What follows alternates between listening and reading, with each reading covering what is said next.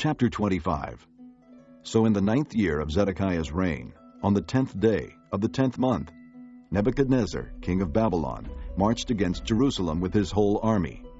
He encamped outside the city and built siege works all around it. The city was kept under siege until the 11th year of King Zedekiah.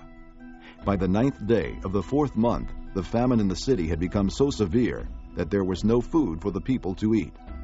Then the city wall was broken through, and the whole army fled at night through the gate between the two walls near the king's garden, though the Babylonians were surrounding the city. They fled toward the Arabah, but the Babylonian army pursued the king and overtook him in the plains of Jericho. All his soldiers were separated from him and scattered, and he was captured. He was taken to the king of Babylon at Riblah, where sentence was pronounced on him. They killed the sons of Zedekiah before his eyes. Then they put out his eyes, bound him with bronze shackles, and took him to Babylon.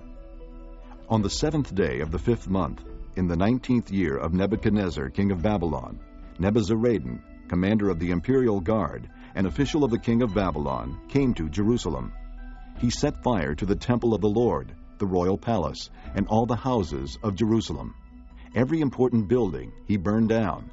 The whole Babylonian army, under the commander of the imperial guard, broke down the walls around Jerusalem. Nebuzaradan, the commander of the guard, carried into exile the people who remained in the city, along with the rest of the populace, and those who had gone over to the king of Babylon.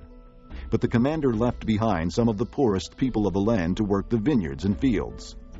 The Babylonians broke up the bronze pillars, the movable stands, and the bronze sea that were at the temple of the Lord, and they carried the bronze to Babylon. They also took away the pots, shovels, wick trimmers, dishes, and all the bronze articles used in the temple service. The commander of the imperial guard took away the censers and sprinkling bowls, all that were made of pure gold or silver. The bronze from the 2 pillars, the sea, and the movable stands, which Solomon had made for the temple of the Lord, was more than could be weighed. Each pillar was 27 feet high. The bronze capital on top of one pillar was 4.5 feet high, and was decorated with a network and pomegranates of bronze all around. The other pillar, with its network, was similar. The commander of the guard took his prisoners Seraiah, the chief priest, Zephaniah, the priest next in rank, and the 3 doorkeepers. Of those still in the city, he took the officer in charge of the fighting men and 5 royal advisers.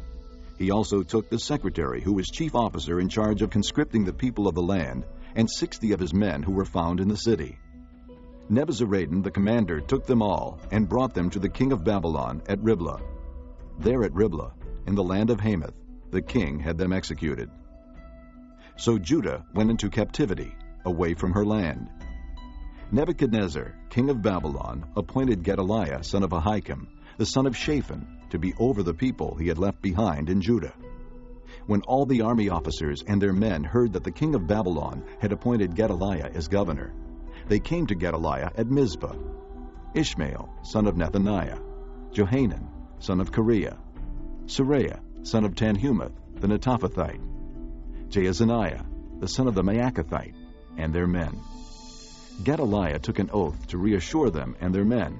"Do not be afraid of the Babylonian officials," he said. "Settle down in the land and serve the king of Babylon, and it will go well with you."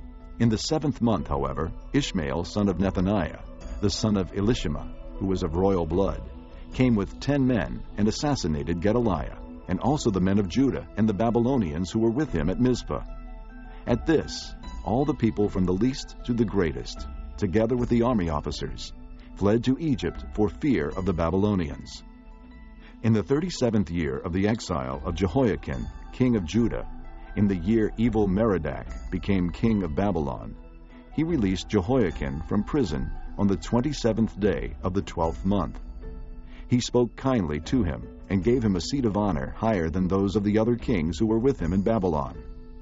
So Jehoiakim put aside his prison clothes, and for the rest of his life ate regularly at the king's table. Day by day the king gave Jehoiakim a regular allowance as long as he lived.